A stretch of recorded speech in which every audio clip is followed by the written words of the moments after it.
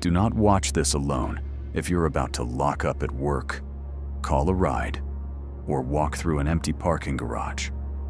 Every story in this video happened to a real person who thought their night was normal.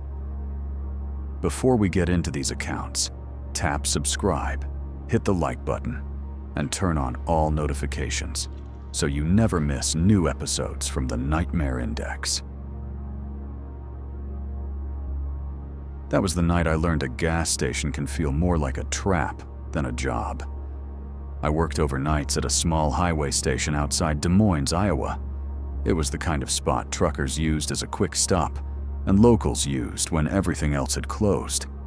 Most nights crawled by with lottery tickets, cigarettes, and stale coffee. Nothing dramatic. Around 1 a.m. on a Tuesday, the lot emptied out in less than 10 minutes. 1 minute I had 3 cars at the pumps and a couple arguing over scratch-offs, and the next minute I was alone. No cars, no customers, just an empty stretch of concrete and humming refrigerators behind me. I was scrolling through my phone behind the counter when headlights swept across the windows and froze right on the front doors. A white cargo van rolled in slowly and parked at the pump closest to the entrance, nose pointed directly at me. The windows were so dark, I couldn't see a thing inside. I waited for the door to open, for someone to step out and come in for a receipt or snacks. Nothing. The pump never started. The van just sat there, engine running, lights aimed into the store like a spotlight. After a few minutes, I told myself, maybe they needed to make a call or were arguing about money. I tried to shake it off, but the longer it sat there, the heavier the silence felt. I could see my own reflection in the front glass with those headlights behind it, like I was on a stage. 5 minutes turned into 10. Still no movement, no door opening, no one walking around the vehicle. I leaned toward the window for a better look, shading my eyes. The windshield was just a dark rectangle with 2 circular shapes at the top that could have been sun visors or faces. I couldn't tell. We had a store policy not to go outside alone at night if something felt off. The security monitor above the counter only covered the inside and the pump area from a wide angle. It didn't help me see through tinted glass. I picked up the store phone and dialed the non-emergency number for the county sheriff. I told the dispatcher I had a van parked at the closest pump that hadn't moved or used the pump in about 15 minutes. I said I was alone and didn't like that I couldn't see anyone inside. She took my name, the station address, and said a deputy was on another call, but would swing by as soon as he cleared. I hung up and glanced back outside. The van's headlights were still locked onto the glass doors. I tried to act normal, straightening the candy racks and wiping down the counter, but I kept looking up at the glare through the glass. I eventually pulled my phone and opened the station's security app that let me zoom in on exterior cameras. The front camera feed showed the van parked at an angle that completely hid the license plate. The side camera showed just a faint outline of someone in the driver's seat, tilted slightly toward the building. No movement, just a dark shape that looked more like a mannequin than a person. Another 10 minutes crawled by. I was seriously considering locking the front doors, even though corporate hated when we did that during open hours. While I was debating it, my phone buzzed. It was a text from my friend Dylan, who worked the shift before mine. He wrote, "Hey, still getting that guy in the white van? He creeped me out earlier." My stomach tightened. I typed back, "He's out front right now." "What do you mean earlier?" Dylan responded almost immediately. "Dude sat in the lot for like 30 minutes around 10 p.m. Never came in. Parked far from cameras. Thought maybe he was just on the phone, but he was angled at the doors the whole time." I felt the hairs on my arms stand up. This wasn't the first time. I zoomed in again on the camera. The dark blob in the driver's seat still hadn't shifted in any obvious way. I decided to at least make it clear I was paying attention. I walked from behind the counter to the front doors, stopping a few feet back so I wasn't right in the glare. I cupped my hands around my face and peered out. I still couldn't make out features, but I noticed something new. The van's passenger window had a small crack at the top. It was just enough to slide something through. For the first time, I noticed the rear windows too, small and blacked out like a panel truck. No logo, no company name, just white metal. I stepped back, locked the side door that led to the dumpsters, and went to the office in the back. From there, I could watch the front counter on a smaller monitor while putting another locked door between me and the parking lot. I was only back there for maybe a minute before something new showed up on the screen. The front monitor showed a figure now standing just outside the automatic doors, centered in the glare. They were close enough that if the doors opened, they could reach an arm inside. Whoever it was had a hood pulled up, and their head tilted slightly down, face hidden. Whoever had been in the van was now pressed right up against the store, waiting for the doors to slide open. I realized the doors were still set to automatic. Anyone approaching from the outside would trigger them. I grabbed the office keys and practically jogged back to the front, moving to the manual override switch by the entrance. The sensor must have caught my approach because the doors started to spread right as I reached the panel. A cold strip of night air slid in, and I got my first clear look at the person standing there. It was a man in a dark hoodie and cargo pants, hands jammed in his pockets. His eyes didn't move to the shelves or the coolers behind me. They stayed centered on my chest, like he was measuring distance. I slammed the switch to off, and the doors froze half open. He leaned forward a little, just enough to close the gap an inch or two, and said, "You all alone tonight?" His voice was too casual for the question. I said, "We close in 10 minutes. If you need gas, you should start the pump now." That was a lie. We were a 24-hour station, but I needed him to think someone else might show up. He smiled in a way that didn't match anything friendly and kept his hands in his pockets. "I'm not here for gas," he said. "I was waiting to talk to you without anyone else around." I stepped back so I was closer to the panic button under the counter. My thumb hovered right over it. I said, "If this is about money, there's not much in the drawer." He shook his head slowly. "Not about that either." His eyes drifted up to the camera dome in the ceiling, then back to me. "You've got blind spots out there. You know that? Between your pumps and the road. No one would see much if you walked outside with me." I pressed the panic button without another word. It sent a silent alarm directly to dispatch. I didn't know how fast they'd come, but at least it was something. I told him, "Company policy says I can't leave the store while I'm on shift." I kept my voice as flat as I could manage. He clicked his tongue in disappointment, then took one step backward. "Then I'll wait until you're done," he said. "I've got time." He turned, walked back toward the van, and got in. The headlights stayed aimed at the doors. He didn't pull away. I picked up the phone and called 911 this time, not the non-emergency line. I told the operator I had already hit my alarm and that the man had just implied he would wait for my shift to end. She stayed on the line with me, telling me to remain inside with the doors on manual lock. Those next few minutes felt stretched out and hollow. The van idled. The man's silhouette was visible again behind the wheel on the camera, angled toward the building. I focused on the operator's voice, doing my best to answer her questions and not think about parking lot blind spots. Finally, red and blue flashes appeared on the far side of the lot, reflecting off the pumps. The van backed out the instant the patrol car turned in. It didn't hesitate or pause. It just reversed in a smooth line and shot out onto the access road. The deputy tried to follow, but the van had already turned onto the highway ramp by the time his cruiser hit the main road. They never caught up to it. When the deputy came inside for my statement, he told me the same van had been reported earlier that week, sitting outside another rural store for over an hour. Same description.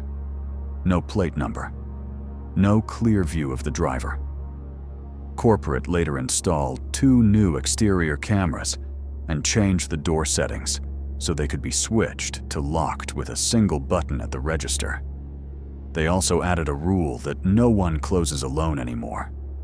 Gas stations look open and harmless when you drive past them at night, but the person behind that counter can be isolated in a way you don't see from the road. Paying attention to who lingers outside might be the only thing that keeps someone from walking out to the wrong vehicle. The worst ride I've ever taken started after I did everything right.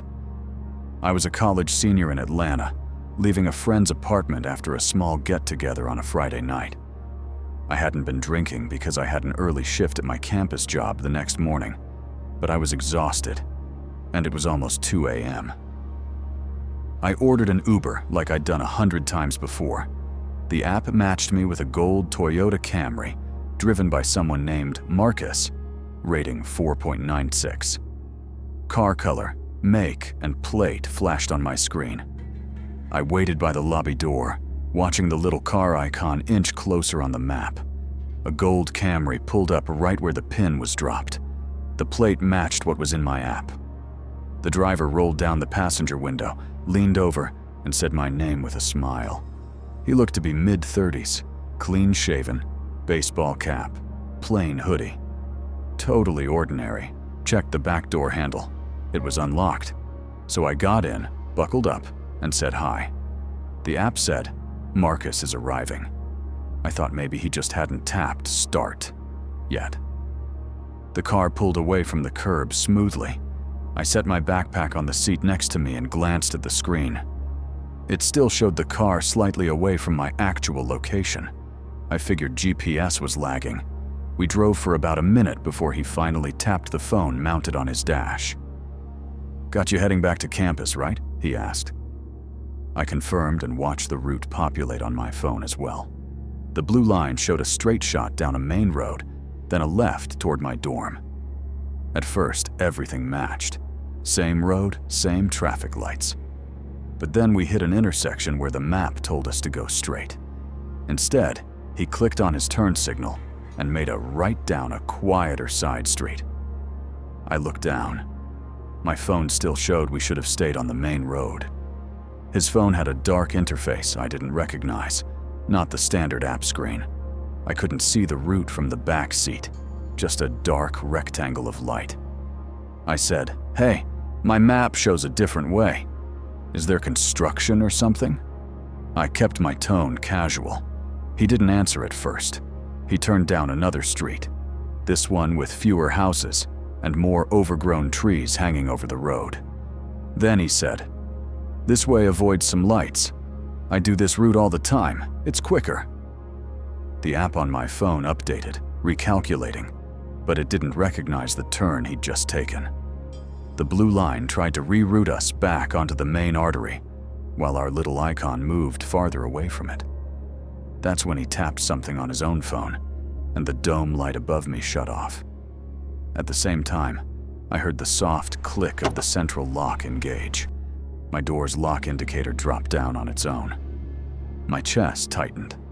I opened my app and hit the share trip option, sending my live location to my roommate with the text, "This driver is taking a weird route." I hoped the sound of my typing didn't carry to the front. "So, you're a student?" he asked, after a stretch of silence. His voice had a forced, casual tone. "What's your major?" I lied and said psychology, even though I study engineering. He chuckled and said, "Smart girls out late by themselves, huh? Not always safe around here." "I've got people waiting for me," I said. "My roommate's still up. We're doing work when I get back." That part was at least half true. He was probably still awake, even if he wasn't studying.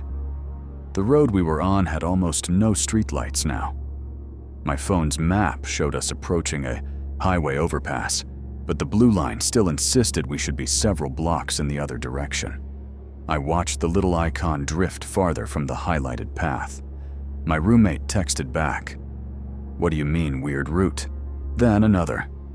Your car icon isn't near where we usually get dropped off.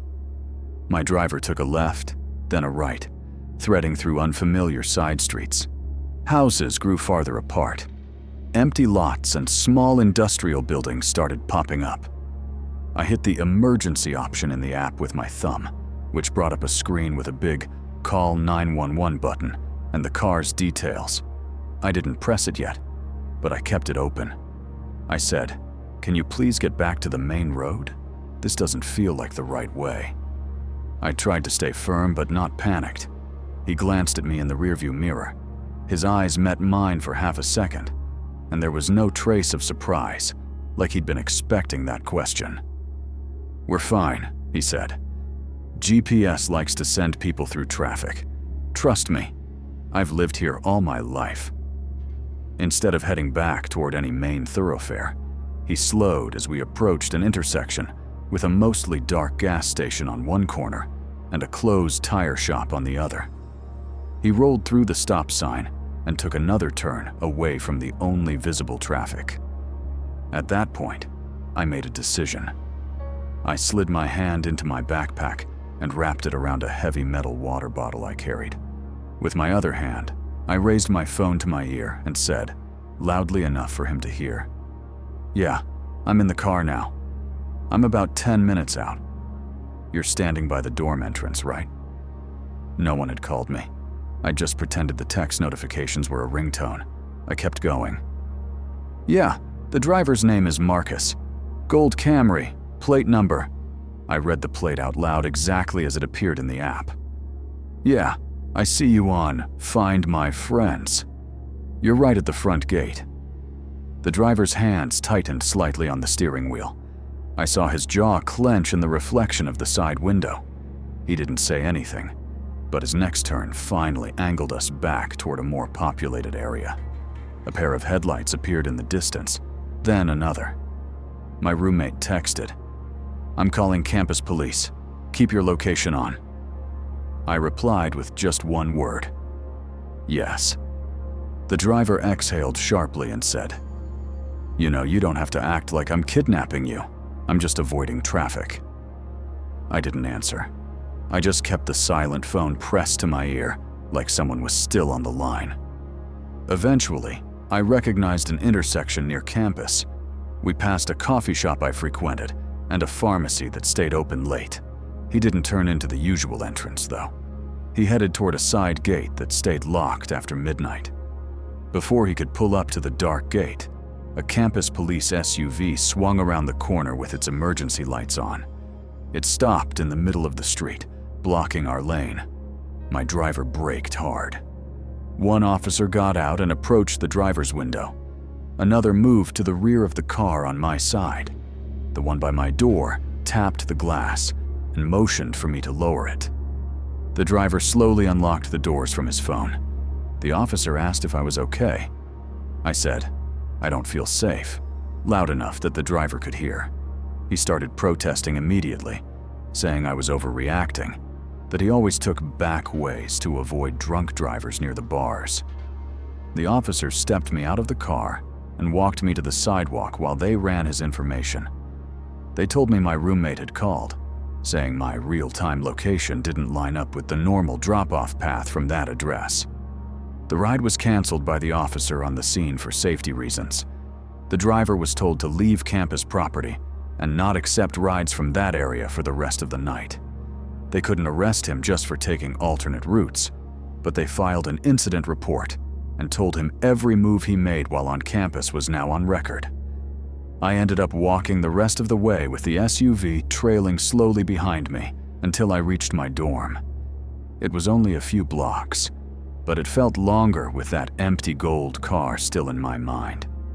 Rideshare apps make it easy to forget you're literally climbing into a stranger's car in the middle of the night.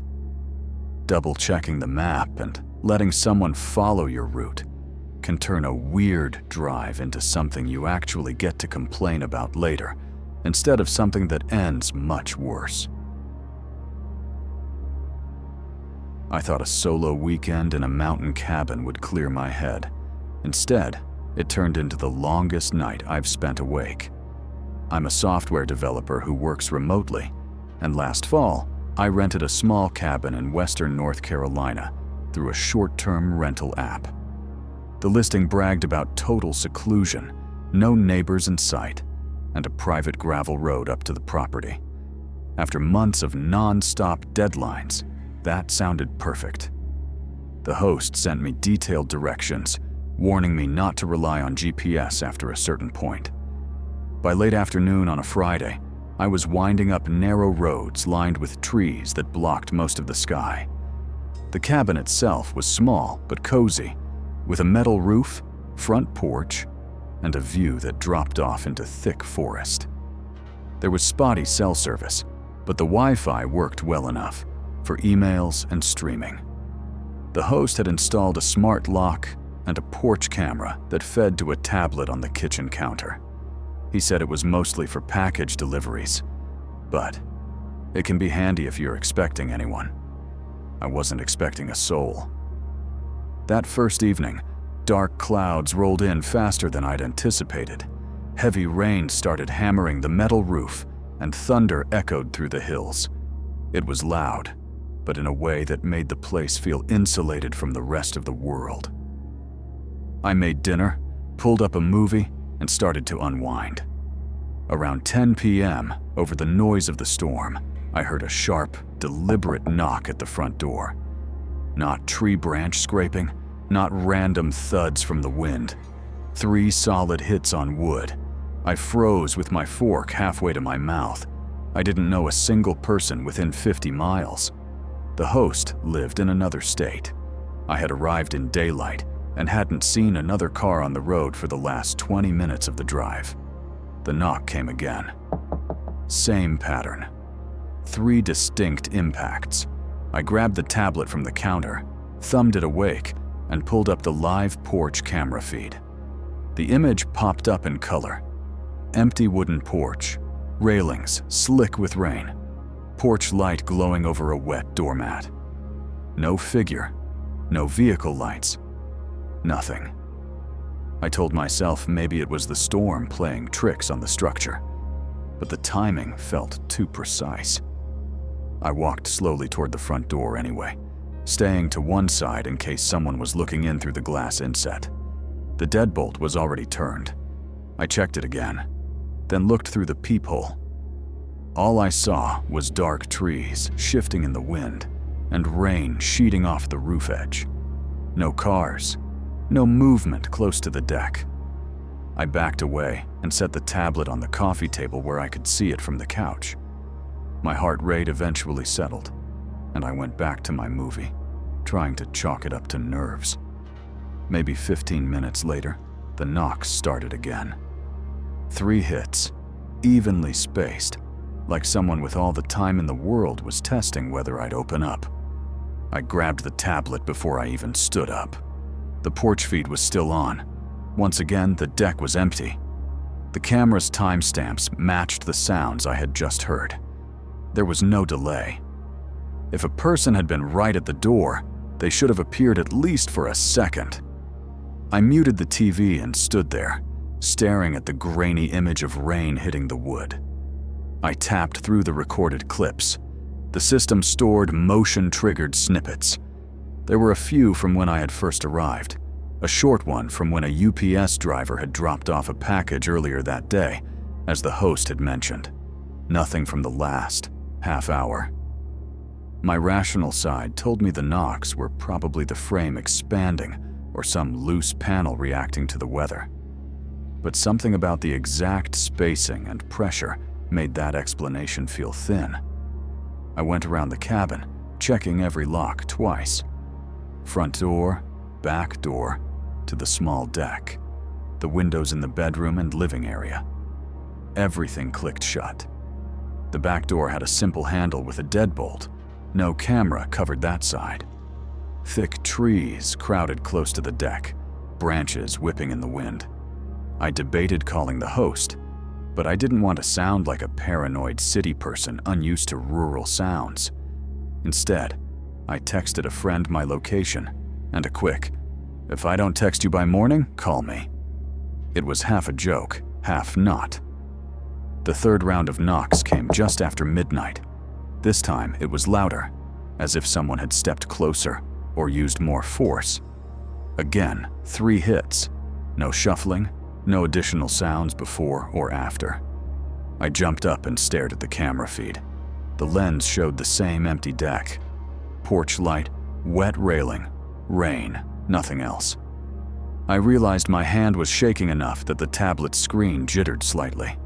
I set it down, grabbed the heaviest thing within reach, a cast iron skillet from the kitchen, and moved quietly down the short hall to the bedroom.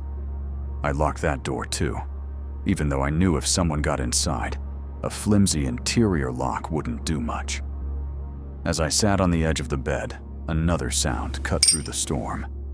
Not a knock this time, a faint metallic clink from the back of the house where the smaller deck was.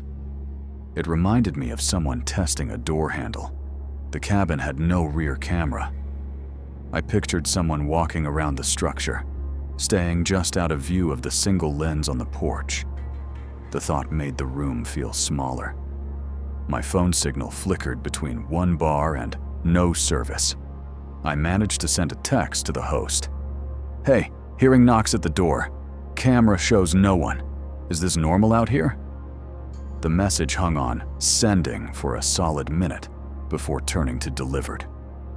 I toured the room, pulling the shades tight and sliding my suitcase against the bottom of the door like that would slow anything down. The storm kept pounding the roof, but underneath it, there were moments of stillness where I strained to hear any pattern that didn't belong. Around 1 a.m., my phone buzzed with a reply from the host. "That's definitely not normal. No one should be up there but you. I'm calling the local sheriff. Stay inside and don't open the door for anyone unless it's law enforcement." That didn't exactly calm me down.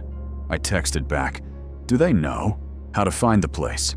He answered, "Yeah, it's a small county. They've been up there before for property checks." About 10 minutes later, the knocking came again, but this time from the back of the house. 3 solid hits on the rear door, the one with no camera. They were closer to where I was sitting now. The sound went through my chest. I held my breath and gripped the skillet tighter, every muscle wound tight. I wanted to call out, to say something like, "The police are on their way," but I was afraid that if whoever it was thought I was alone and rattled, it might encourage them. Instead, I grabbed the bedroom lamp and flicked it off. The only light now came from the narrow gap under the door, where the living room lamp still glowed. I slid onto the floor beside the bed, so I wasn't visible if someone tried the handle. The house went quiet again, aside from the weather. No more knocks, no more metal sounds from the back deck. Minutes dragged. I checked my phone over and over, willing another message to appear. Finally, I saw distant light sweep across the window shade. It was brief, but clearly from a vehicle. Another pass, closer this time, sent a faint beam along the edge of the frame. I crept to the side of the window and lifted the shade just a fraction. Blue and red reflections bounced off wet tree trunks. A sheriff's SUV was carefully creeping up the gravel drive, another one behind it. I hurried to the living room, still keeping low, and watched the porch camera feed. The front view showed the 2 vehicles pulling in, their headlights washing over the empty deck. A deputy stepped out, raincoat hood up, and shined a flashlight along the porch and front wall. When he knocked, it was 4 quick taps, nothing like the earlier pattern.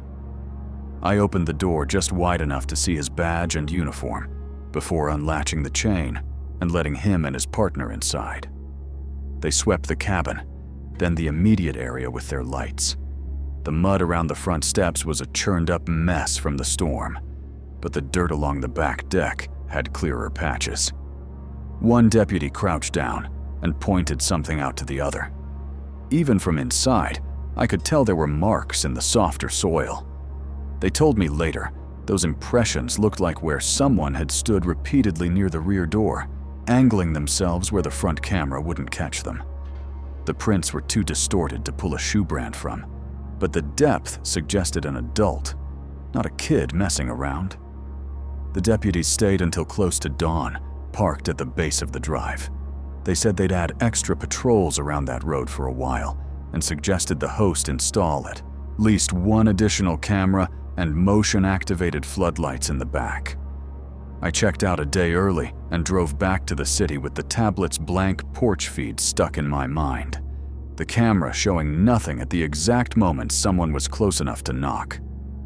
Isolation can sound peaceful when you're booking a trip on your laptop, but being the only guest on a remote road means any stranger choosing that spot has picked it for the same reason you did. No one else is around to see what happens.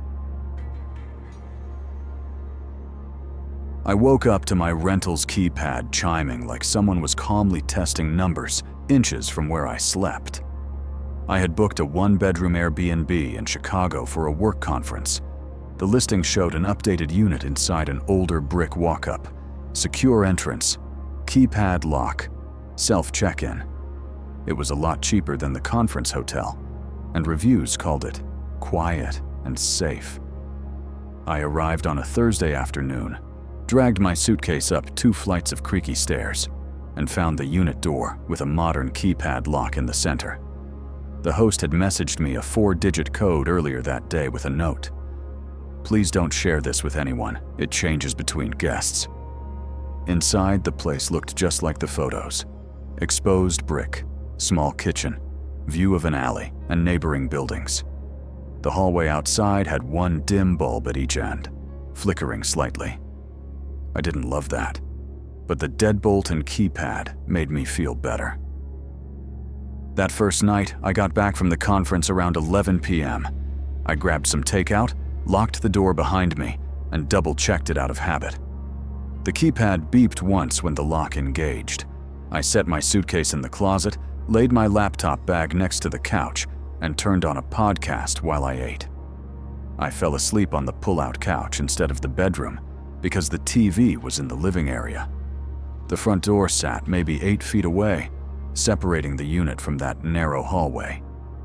At some point in the night, the building's usual plumbing noises and city sounds faded into the background. Sometime after 3 a.m., a different sound cut through my sleep. A quick series of electronic beeps at the front door. Not random. 4 quick tones, then a pause, then another set. I snapped fully awake, my heart racing. The room was dark, except for the glow from the microwave clock. For a second, I thought maybe I'd dreamed it. Then the keypad chimed again. 4 tones, a pause, 4 more. Whoever was outside was entering a code, waiting for the lock to respond, then trying again. I lay completely still, listening. My eyes adjusted enough to see the faint outline of the door. The lock clicked softly as the internal motor cycled and rejected the attempt. The person outside waited a second, then started a new sequence. I slid my hand off the couch and quietly grabbed my phone. No notifications. I checked the Airbnb app. No new messages from the host. No scheduled maintenance note. Nothing. I texted the host. "Hi, it's your guest in Unit 3. Is anyone supposed to be coming into the apartment right now? Someone is entering codes at the door." I watched the little sending indicator spin. Outside, another 4 tones, then a gap, then again. This time, the person tried slower, like they were reading numbers off something. I muted my phone and typed a text to a coworker who was staying at the conference hotel. Random question at 3:20 a.m. If I call you, answer on speaker and just start talking like you're right outside my door, okay? I hit send and immediately dialed her. She picked up groggily and I jumped in, holding the phone near the door while staying out of view of the peephole. "Yeah, thanks for waiting in the hall," I said loudly. "I'm unlocking it now." "1 second. Security is on the way up too." On the other end, my coworker mumbled. "What? Security? Are you okay?" I whispered. "I'm fine. Just keep talking like you're here with people." Out in the hallway, the keypad attempts stopped mid-sequence. I held my breath. For a few seconds, there was complete silence. Then I heard a soft scrape like fabric brushing against the door, as whoever it was shifted their weight. I moved closer to the peephole and looked through. I could see the opposite wall, the flickering hallway light, and the painted numbers on the neighboring door. No one stood directly in front of the camera view, but there was a faint shadow just out of frame to the side, like someone hugging the wall. "Yeah, I see you by the elevator," I said loudly into the phone, even though there was no elevator on this floor, just stairs. "They said building security is 2 minutes out. I'll keep the door locked until they're here." The shadow on the wall shifted, then slowly disappeared toward the far stairwell. I heard one careful step on the old wood, then another, heading down instead of up. I stayed frozen at the peephole for a full minute, then called the non-emergency police line. I explained I was a visitor, that someone had been trying different keypad codes at my rental in the middle of the night, and that they'd only left when they heard me mention security. The dispatcher took my information and said a unit would swing by. While I waited, my host finally texted back, "No one is supposed to be there but you. I'm calling the property manager now. Don't open the door for anyone unless it's police." About 15 minutes later, I heard a firmer knock and a male voice announce, "Chicago Police." I checked the peephole. 2 uniformed officers stood in view, one with a flashlight.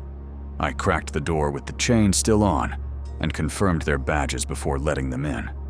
They checked the hallway, then asked to see the lock. The officer who examined it pointed out smudges around the keypad where someone had recently touched several numbers. He asked if I'd shared the code with anyone. I said no. He asked if I'd seen any neighbors when I came in earlier.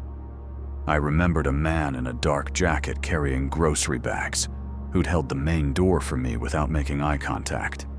The officers said they couldn't do much more than document it as suspicious activity and increase patrols on the block, but they strongly suggested I contact the host and request either a code change or a different unit.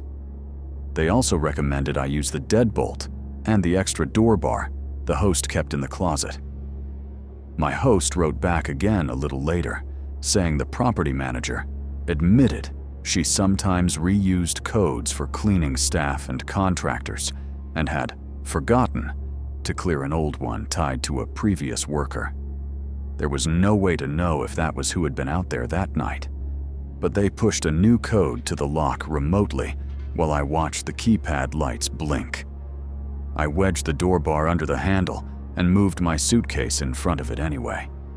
I didn't sleep much after that, choosing instead to sit on the couch with the TV on low, listening for any hint of the keypad tones returning.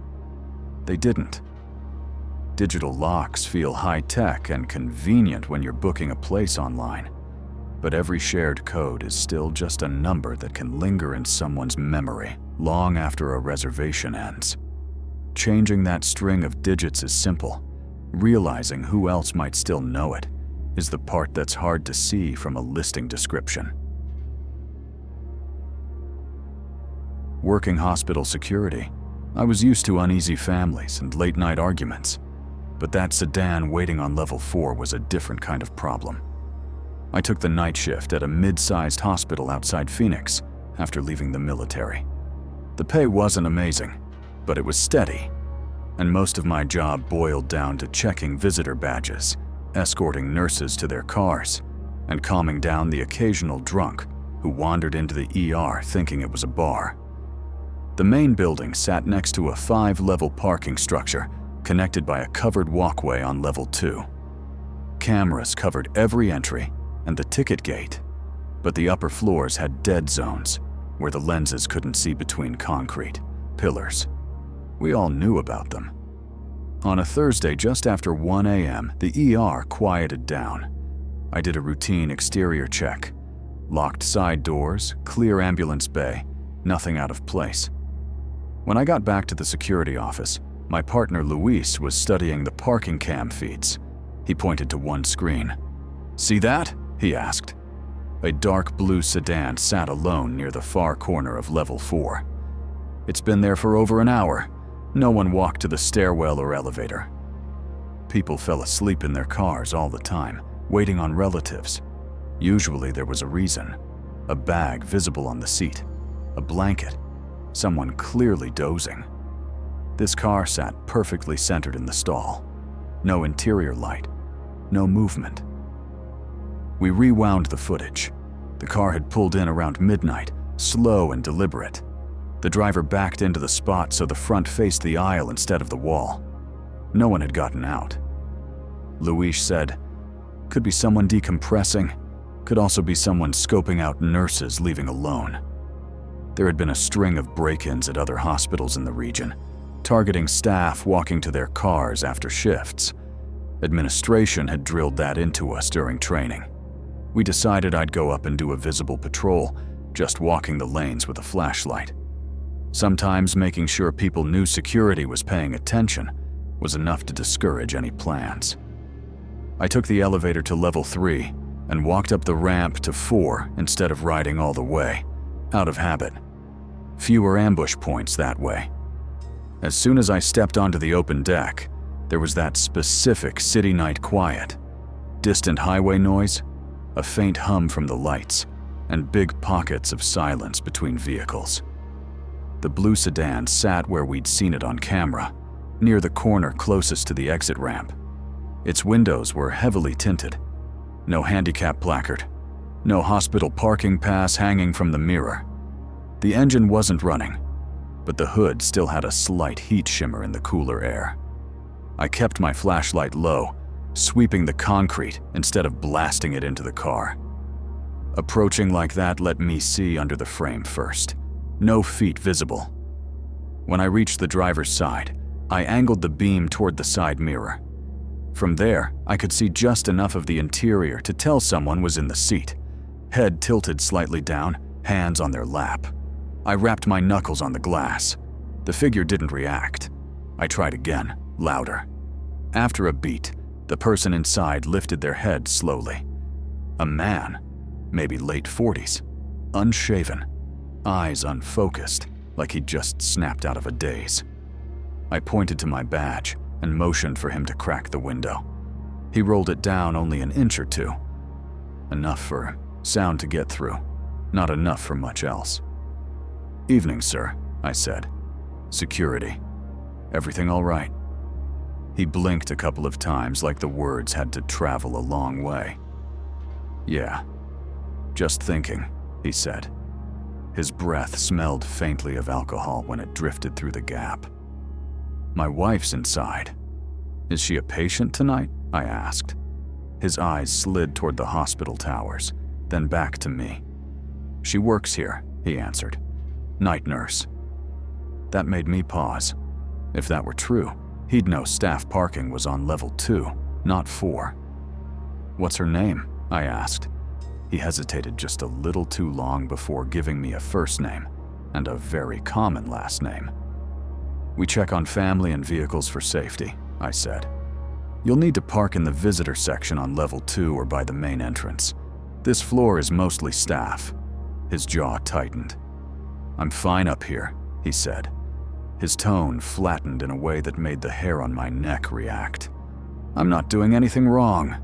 I kept my posture relaxed, but stepped back enough that I wasn't right at the window. "Hospital policy," I said. "We can have a supervisor talk to you if you'd like, but we can't have people camping out where staff leave after dark." He stared at me for a long second, then rolled the window up without another word. A moment later, the engine turned over. Instead of backing out normally, he pulled forward sharply, wheels cutting hard to angle past me faster than necessary. I noted his plate number and watched him circle the deck once, as if looking for something, then descend the ramp. Back in the office, I typed up an incident note and entered his license plate into our log. Luis ran it through the plate reader system the local PD let us access for trespass warnings. Nothing obvious came up. We shrugged it off as an uncomfortable but uneventful check. An hour later, the same sedan showed up again on the camera, this time on level 5, the roof. It had circled back without passing the main gate camera, which meant the driver had probably tucked into a blind spot near the entrance and waited for another vehicle to tail through.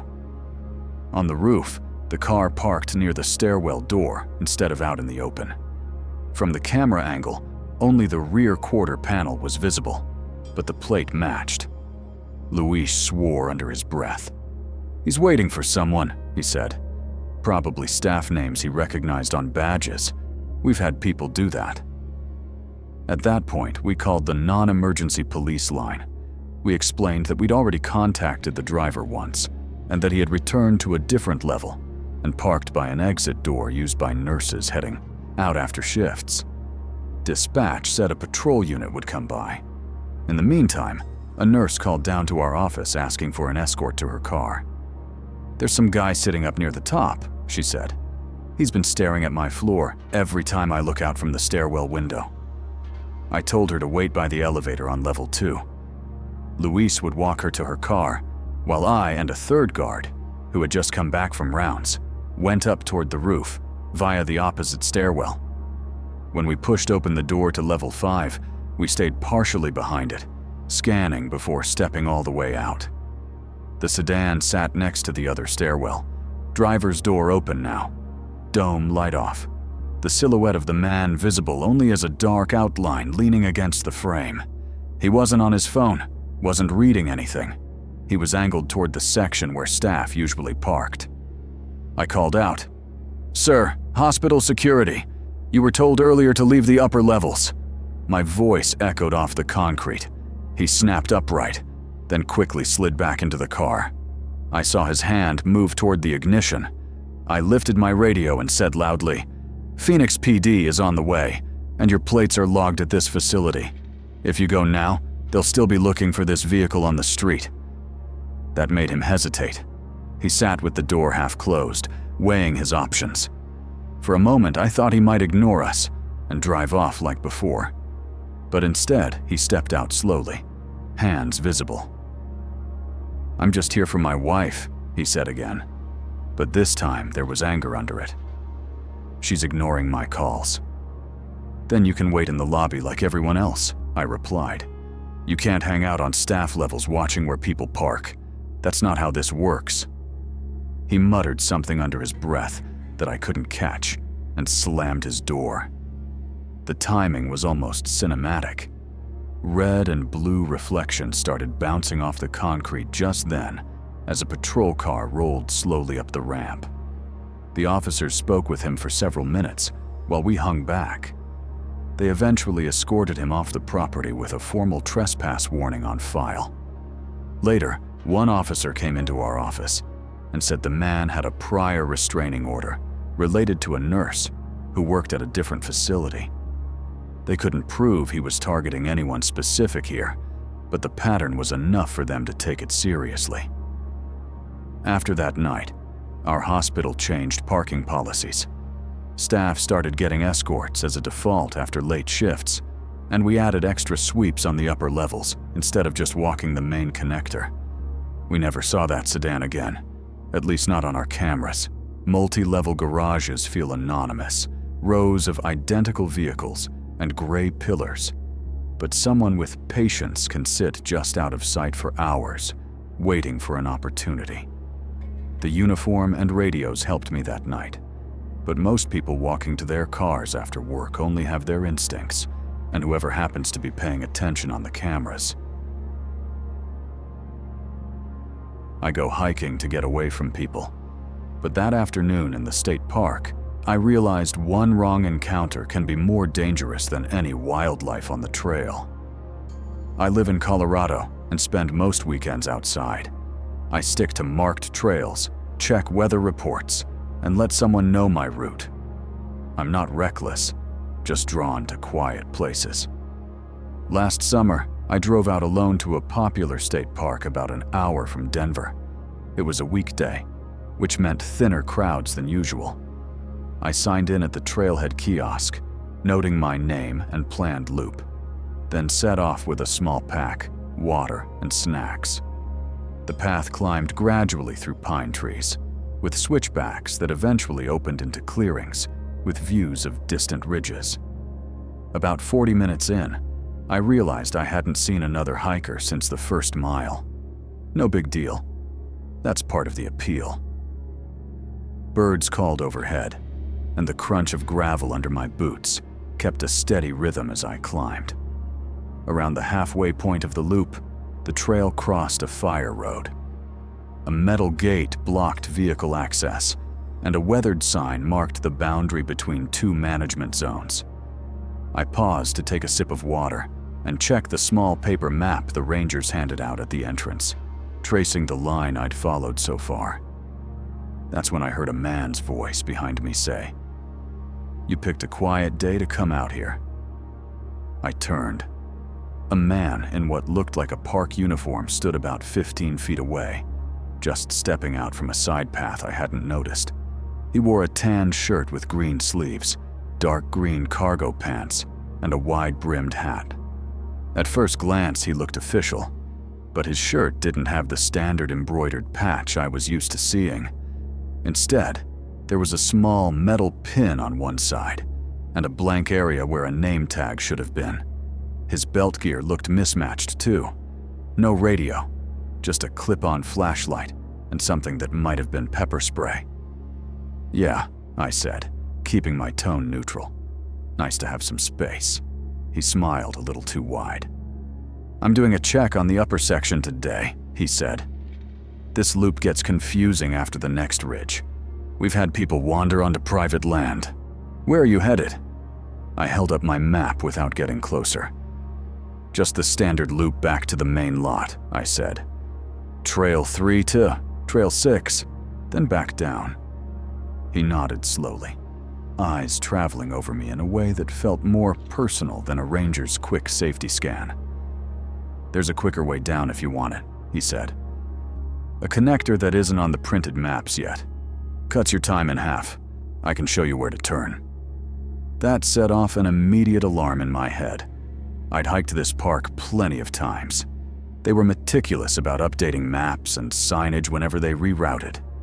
Nothing about a new shortcut had been mentioned at the entrance, and the rangers there always loved talking about fresh trail work. I unfolded my map fully, pretending to study it. "The entrance staff didn't mention a connector," I said. "They just talked about mud near the creek crossing." His expression tightened for a fraction of a second, before smoothing out. "It's kind of a local thing right now," he said. "Makes my patrols easier, so I know it well. It's safer than going alone the long way if weather comes in." The sky above us was clear and bright. No storms anywhere on the forecast I'd checked that morning. "I'm good on time," I said. "I prefer sticking to marked routes. Thanks, though." I started walking again, rejoining the main trail on the far side of the fire road. Instead of heading back the way he'd come, the man fell into step behind me at a loose distance, staying just far enough that we weren't side by side, but close enough that I was aware of him. "Suit yourself," he said. "Not everyone's comfortable out here when it gets quiet." I didn't respond. I increased my pace slightly. The trail narrowed as it climbed toward the ridge, forcing single-file passage between scrub and rocks. I hated the idea of someone I didn't fully trust walking directly behind me in such a tight space. Up ahead, a small signpost marked where Trail 3 veered left, and a lesser-used spur branched right toward a lookout.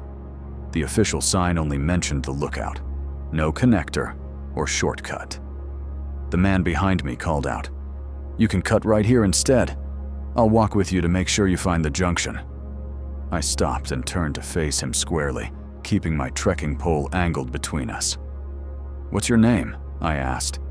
"And do you have ID from the park office?"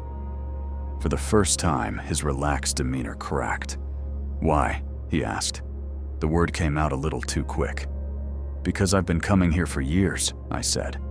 "Real rangers usually introduce themselves and carry radios. You don't have either." His gaze hardened. "You're welcome to hike alone if you want," he said. voice cooling. "Just don't complain when you twist an ankle on a rock you could have avoided." "I already checked in at the trailhead," I replied. "If I'm not back by late afternoon, staff will have my route on file. I'll stick to that." I pulled my phone out and, making sure he could see the screen, snapped a quick photo that framed him and his outfit against the trail marker. "What are you doing?" he demanded. "Cell service comes and goes," I said. "But photos upload when they can. The ranger at the gate will be interested in the new uniform." I took a step backward up the marked trail, putting a little more distance between us. For a moment, I thought he might try to close the gap. Instead, he glanced down the unmarked spur, then back at me. Without another word, he turned and headed down the shortcut he'd been pushing, moving quickly until he vanished around a bend between trees. I waited, listening for any sign that he'd doubled back. The forest held the kind of quiet you only get on a dry summer afternoon. Wind moving through pine branches, distant insect buzz, nothing heavier. I forced myself to keep following the official loop, staying alert at every blind corner and keeping my phone in an easy pocket instead of buried in my pack. I didn't see him again for the rest of the hike. Back at the trailhead, the same ranger who'd checked my permit earlier sat under the kiosk awning, filling out a clipboard. I walked up and asked, "Hey, is there a new staff member patrolling in a tan and green uniform without a radio? Maybe testing a new route?" She looked up, puzzled. "Everyone on shift today has standard issue gear," she said, "and no one's assigned alone to that loop right now." "Why?" I showed her the photo I'd taken. Her expression shifted from confusion to concern. "That's not our badge," she said, pointing at the small metal pin. "And that shirt isn't regulation. We've had reports of someone guiding people onto unmarked routes near private property lines. We've called law enforcement, but no one's caught him yet." She radioed another ranger and had me describe exactly where I'd encountered him and which direction he'd gone. Then she thanked me for trusting my instincts and not following. I wrote out a statement on a simple park form before heading back to my car. Trail maps, sign-in sheets, and official-looking outfits can all give a false sense that someone is there to help you. In big, open spaces, though, a uniform is just clothing unless the person wearing it is actually accountable to someone.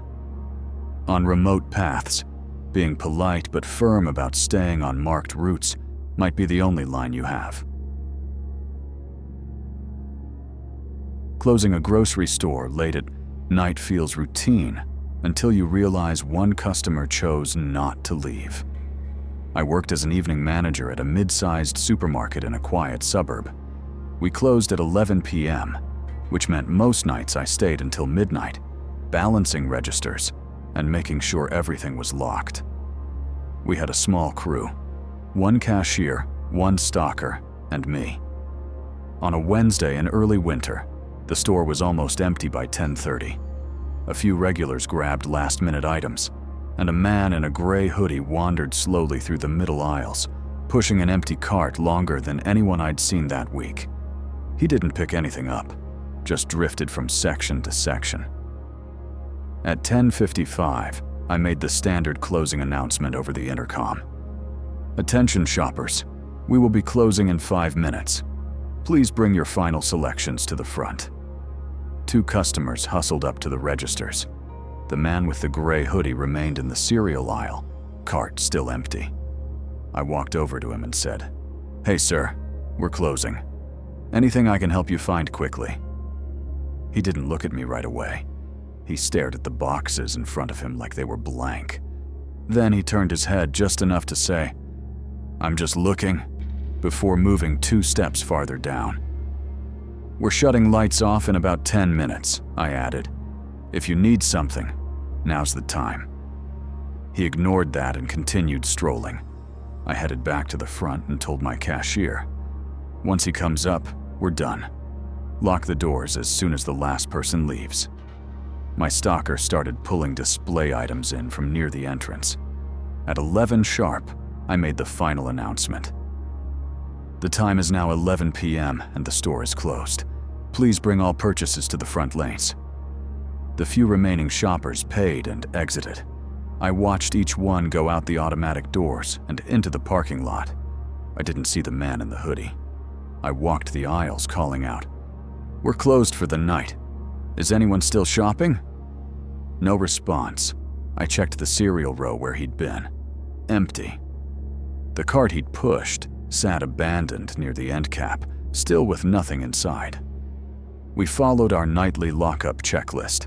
My cashier shut down her lane and left through the employee door once I'd confirmed her drawer count. My stalker clocked out and headed to his car. I watched them both drive off from the front windows before locking the main entrance and setting the alarm to partial, which armed the doors but left motion detectors off while I finished paperwork in the office. 10 minutes later, as I sat in the back office counting cash, I heard the faint rattle of a shopping cart rolling over tile. Not a clang from someone bumping one in the cart. Bay. This was the steady sound of wheels moving down an aisle. Every muscle in my shoulders went tight. The doors were locked. No one should have been inside. I stepped out of the office, flipping off my desk light so the store's overhead fluorescents were the only illumination. From the end of the back aisle, I could see part of the main corridor where the frozen food started. A cart rolled slowly across that opening, pushed by no one I could see from my angle, then stopped. I walked toward the sound, keeping my keys in my hand. "Store's closed," I called out firmly. "You need to come to the front." No answer.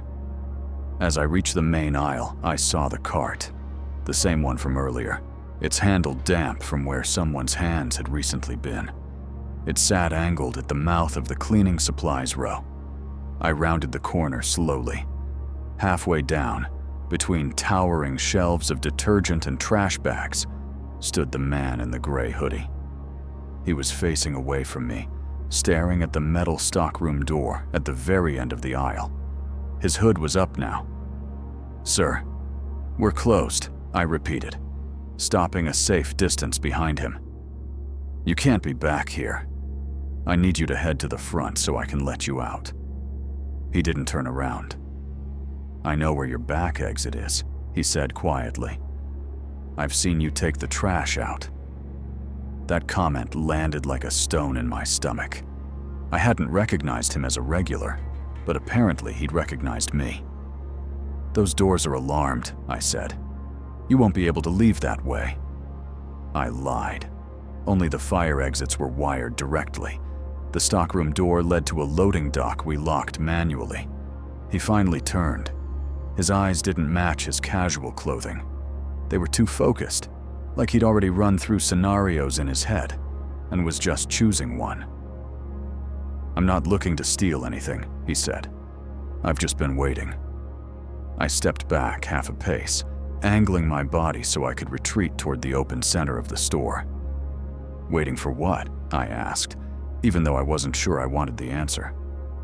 "For when you're here alone," he said.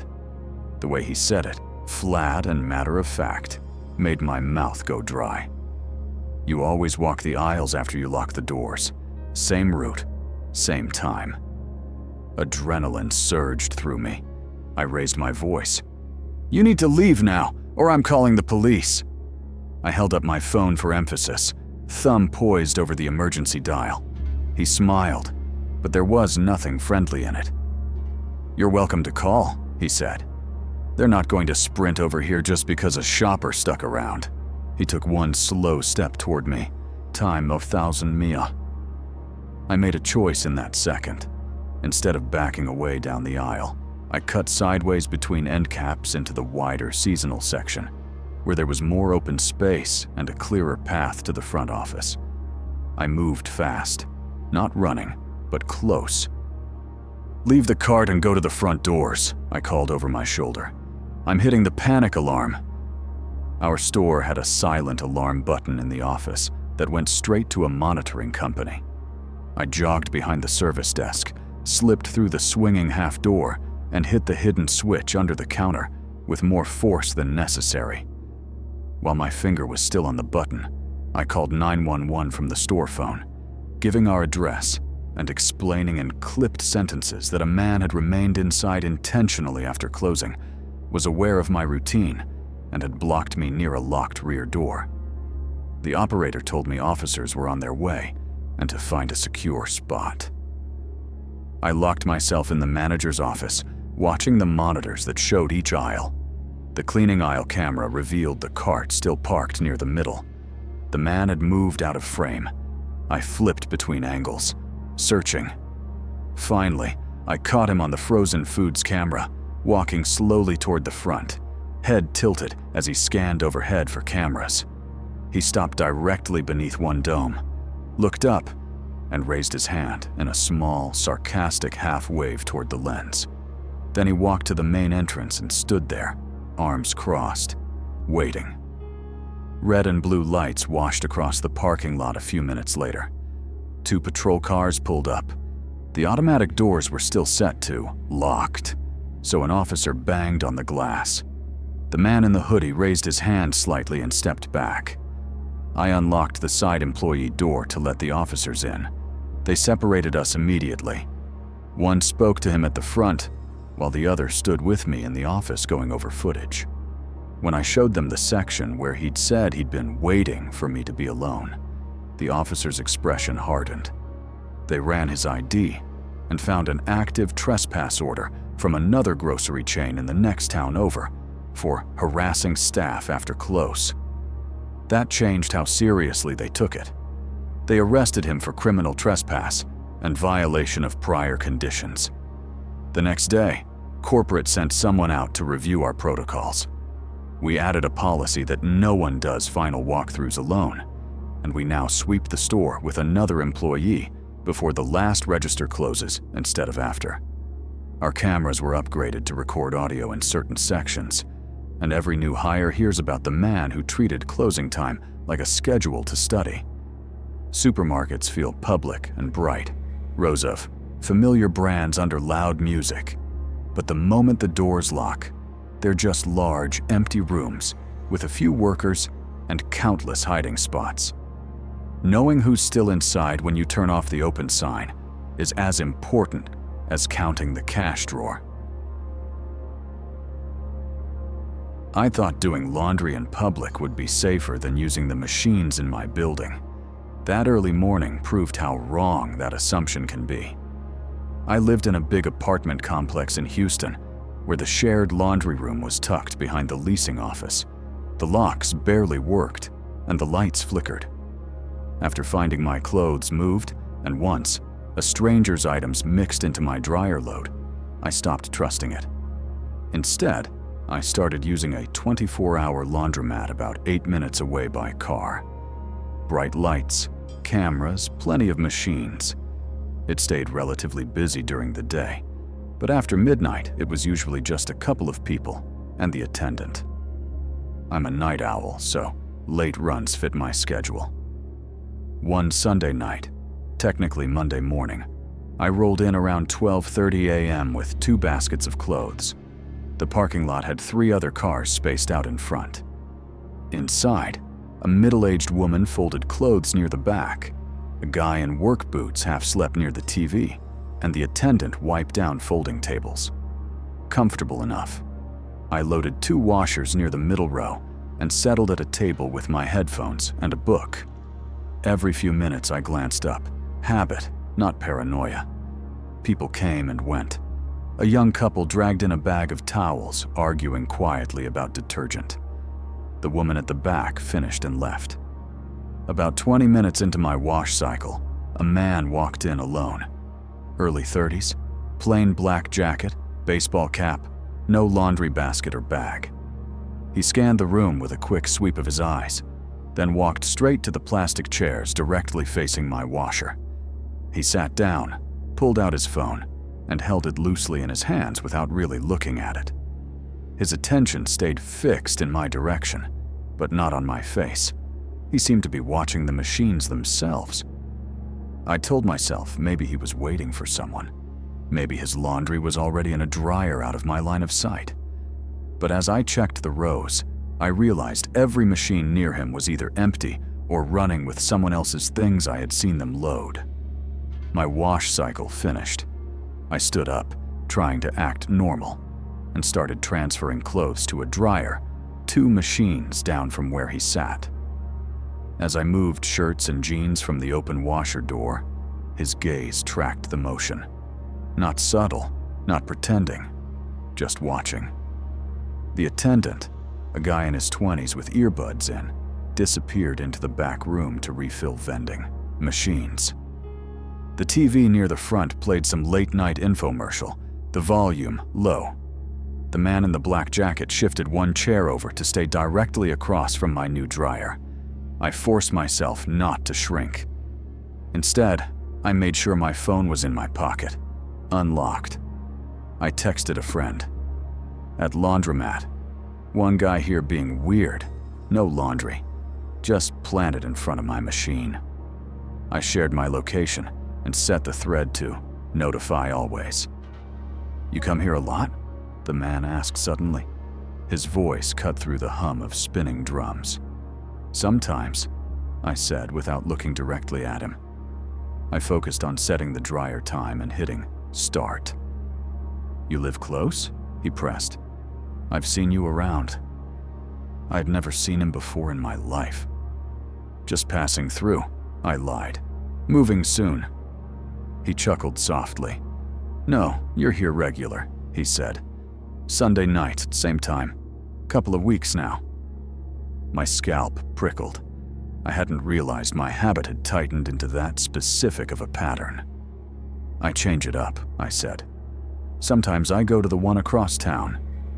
There was no other all-night laundromat nearby, but he didn't need to know that. The attendant reappeared briefly, pushing a dolly of snacks, then vanished into the office area behind a half door.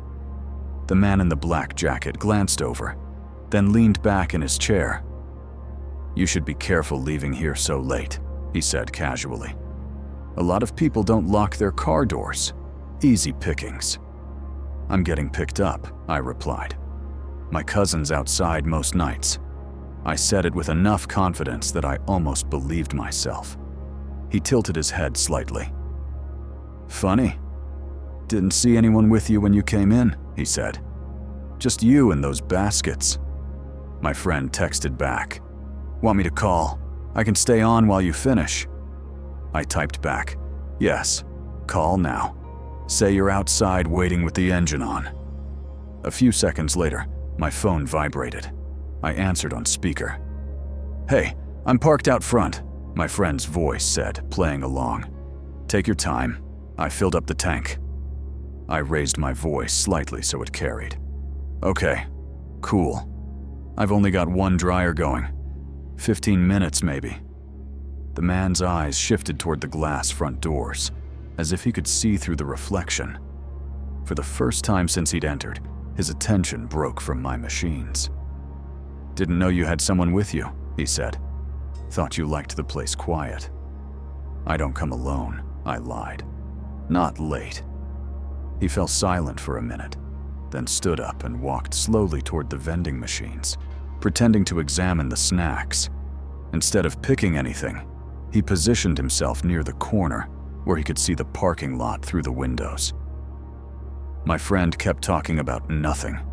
Work gossip, reality shows, just to fill the air. I kept my responses brief but loud, referring to her by name, mentioning make and color of her car like she was really idling outside. Yeah, the silver SUV, I said. I see you through the glass. The man's jaw flexed slightly. He glanced again toward the empty lot, then back at me. You need help carrying those? He asked. I'm headed out too. No, thanks, I said. My ride's right by the door. I folded clothes with mechanical focus, loading them straight from dryer to basket as soon as they were dry enough, even if they weren't perfect. When my last dryer beeped, I closed it and immediately rolled my baskets toward the double doors. The man in the jacket moved in the same direction, keeping pace but staying a step or two behind. I could see our reflections layered over the parking lot outside, my small frame and baskets in front, his taller shape behind. The attendant called out from the office, "You guys good?" without looking up from his paperwork. "All set," I answered quickly. "Someone's waiting for me outside." The man paused just short of the threshold. "You sure you don't want a hand?" he asked one more time. There was something in his tone that made it clear this wasn't about being helpful. "She'll get it," my friend's voice chimed in loudly from my phone. "I'm right here at the curb." He studied my face for a second, then gave a small, tight smile. "Maybe I'll see you around," he said. "Sunday night seems to be your time." "I'm switching days," I replied. "New work schedule." I pushed through the doors and into the cool night air, my heart thumping. I walked directly to my car, keys already in my hand, and unlocked it while looking around like I expected to see my friend's SUV. There was no silver SUV, just my sedan and a pickup truck near the far side. Through the glass, I saw the man linger just inside, watching. As soon as I started my engine, he turned away from the doors and headed deeper into the laundromat, still with no laundry in his hands. I drove straight home, and, the next day, switched to doing laundry at a different place across town, even though it meant a longer drive and daytime crowds. I also stopped tying my errands to a predictable weekly late-night slot. Public spaces give an illusion of safety because there are lights, cameras, and strangers nearby, but patterns are easy to exploit. Someone who sits and studies your habits can turn a simple chore, like washing clothes, into a situation where they feel entitled to your time and attention. Working alone in a downtown high-rise sounds productive until you realize someone else has managed to follow you past every layer of security. I'm a junior analyst at a financial firm in Dallas. During quarter end, weekend overtime isn't optional if you want to keep your job. Our office sits on the 23rd floor of a glass tower with keycard access for the lobby turnstiles and elevators. On weekdays, it's packed. On Saturdays, it's a ghost town. One Saturday, around 7 a.m., I swiped into the building, nodding at the lone security guard at the front desk. "You're early," he said. I shrugged and joked about needing overtime. The lobby was otherwise empty. At the elevators, I tapped my badge against the reader and selected 23. The panels inside only lit up for floors you were authorized to access. As the doors slid closed, a hand shot between them. The sensors triggered, and the doors bounced back open. A man I'd never seen before stepped in. Late 30s, neat button-down shirt, messenger bag across his chest. He didn't have a visible badge. He gave me a quick, polite nod and turned to the panel.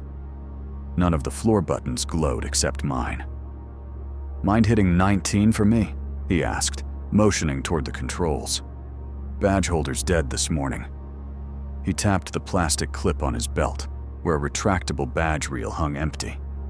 Something about the way he said it, a little too casual for someone locked out of his office, made me hesitate. Still, I pressed 19. Nothing happened. Without an authorized card, the elevator system wouldn't honor requests, even if someone else pushed the button.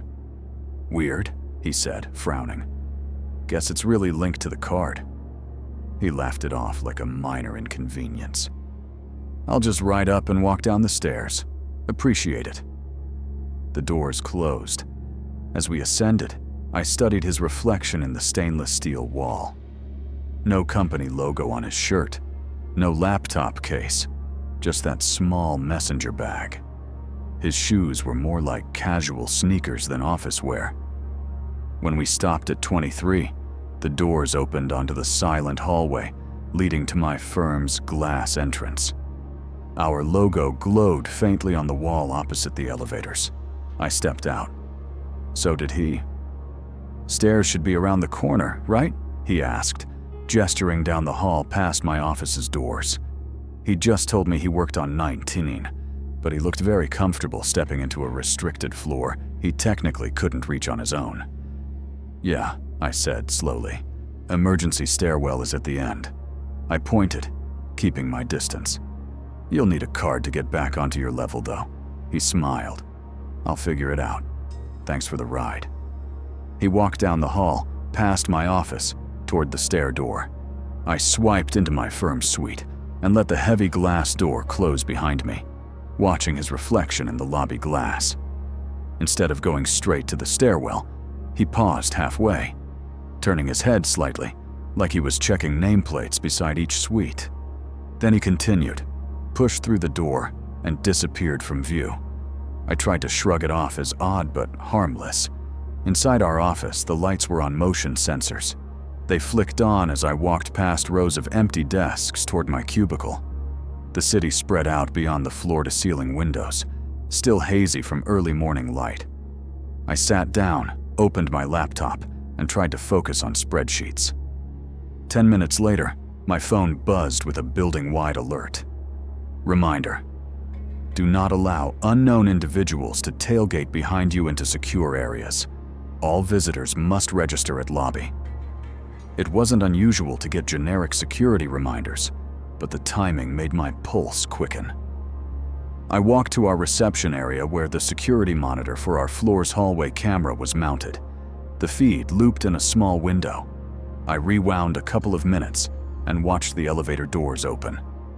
There, I was stepping out, followed by the man with the messenger bag. The hallway camera showed him walking toward the stairwell, glancing at office signs. After he passed our glass doors, he slowed and looked directly at our company's logo for a beat longer than made sense for someone just searching for stairs.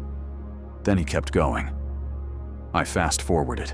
A few minutes later, the stairwell door opened again, but from the inside. Instead of coming back up from a lower floor, he re-emerged on 23, this time wearing a dark zip-up over his button-down and carrying what looked like a slim laptop from somewhere below. He walked back toward our office and stopped just short of the camera's dead zone near the corner. The feed didn't show him actually reaching our doorframe. It cut off at the bend. I couldn't see if he tried the handle or looked inside. I'd heard nothing from my desk. A voice behind me made me jump. "Everything okay?" It was Brian, one of our senior associates, who'd apparently come in while I was distracted. I explained what had happened. His expression shifted from sleepy to alert. "Security's been on edge this week," he said. "There was an incident in another tower, where someone followed an employee into a company suite and stole laptops before disappearing down the stairs. Time: 1100 Williams." He picked up the phone at reception and dialed the lobby desk. I heard his side of the conversation. Description of the man: mentioned that he'd reached 23 without his own badge, that he'd reappeared on our floor after visiting other levels. The guard on the other end asked us to stay inside the suite and lock the door while they reviewed other cameras. We turned the thumb latch on the inside of the glass door, something we almost never did during business hours. The click sounded very loud in the otherwise quiet office. 10 minutes later, the front desk called back. "We're coming up," the guard said. "Stay where you are." 2 building security officers arrived with a third man I didn't recognize at first, then realized was the same one from the elevator, now without his messenger bag. They stood in the hallway just outside our doors while we watched through the glass. One guard knocked. Brian unlocked the latch, but kept the door mostly closed. "This gentleman says he works for an IT contractor on 17, the guard explained. "He doesn't have his badge on him. Do you have any reason to expect him?" We didn't. Our firm used a different vendor entirely, and weekend work from outside tech staff always came with advance emails. Brian shook his head. "No scheduled work today," he said, "and we don't share this floor's access with other tenants." The man's eyes met mine through the gap in the door. There was no recognition, just a mild annoyance, like he'd been inconvenienced. "I think there's been a mix-up," he said. "I was told to check wireless access points on all secured floors." The guard looked unconvinced. "We don't have any vendor notifications for that," he said. "And you're not in our system as cleared for weekend access." He motioned to the elevator lobby. "We're going to escort you downstairs and sort this out." As they walked away, I noticed the man glance once more at our logo, his expression calculating.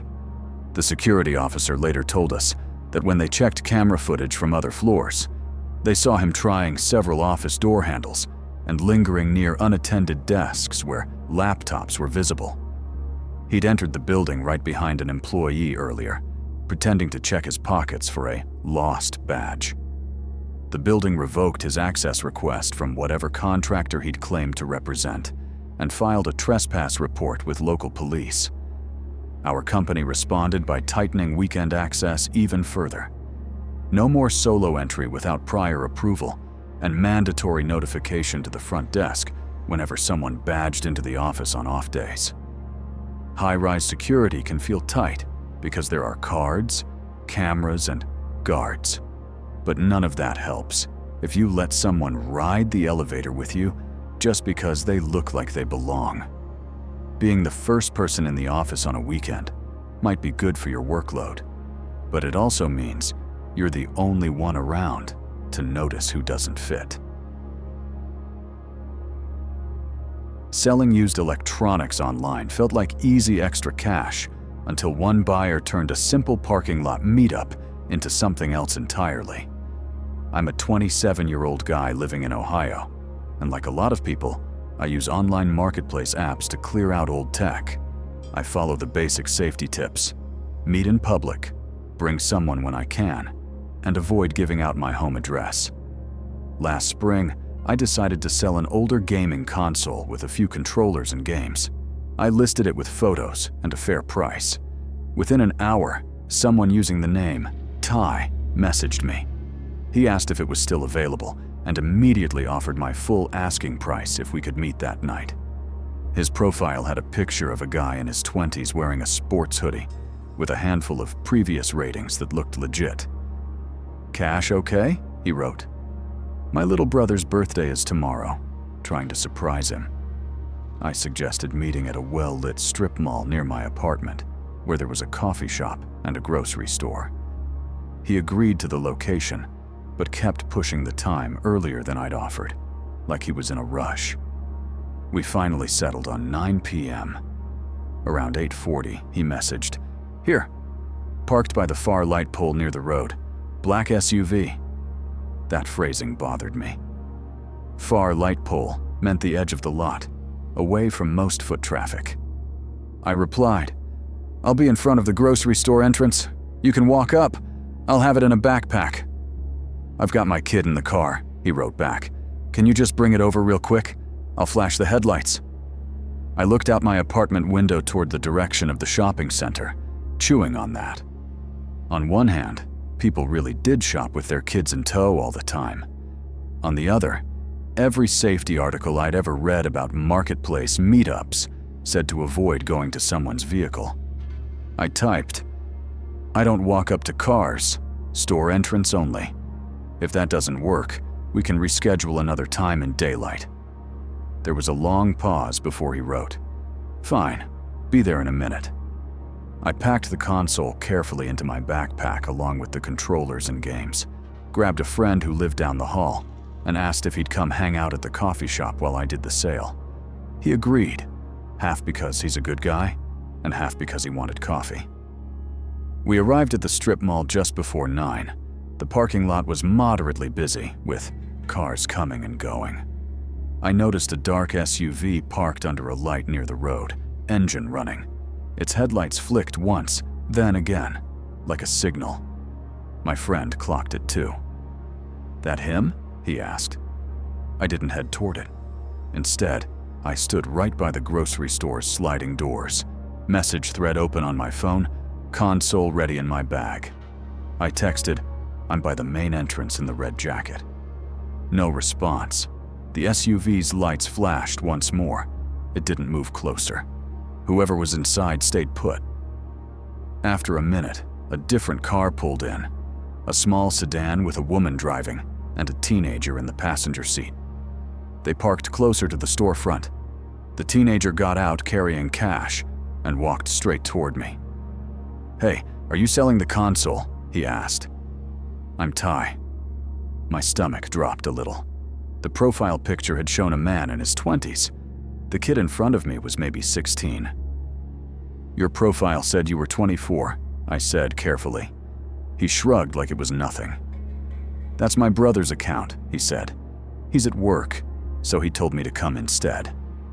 The story could have been true, but something felt off. "Is that him?" I asked, nodding toward the SUV under the distant light. The teenager's eyes flicked toward it for half a second, then away. "Nah," he said too quickly. "That's just someone leaving." The SUV's engine was very much still running. "Tell you what," I said. "I'm only dealing with the account holder. Have him come up here or message me right now." The kid's jaw tightened. "He said it's cool," he insisted. "Just do the deal, man. I've got the cash right here." He waved a folded stack of bills. My friend stepped a little closer, standing within earshot. "Everything good?" he asked casually. I nodded slightly, not taking my eyes off the teenager. "We're just double-checking," I said. "Go ahead and text your brother that I'm here and see what he says." The teenager pulled out his phone and typed quickly. A few seconds later, I got a message on the app from Ty. "That's my brother," it read. "He's solid.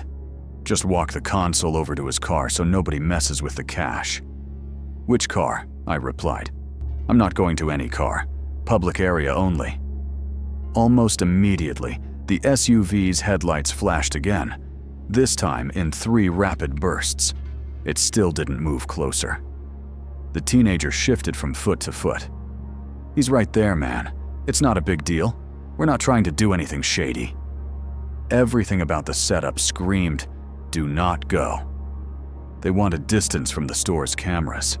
They were using a younger person as a buffer. And they kept pushing for me to leave the spot I'd chosen despite multiple refusals. I zipped my backpack closed. "I'm going to pass," I said. "I'll find another buyer." I started to turn toward the coffee shop.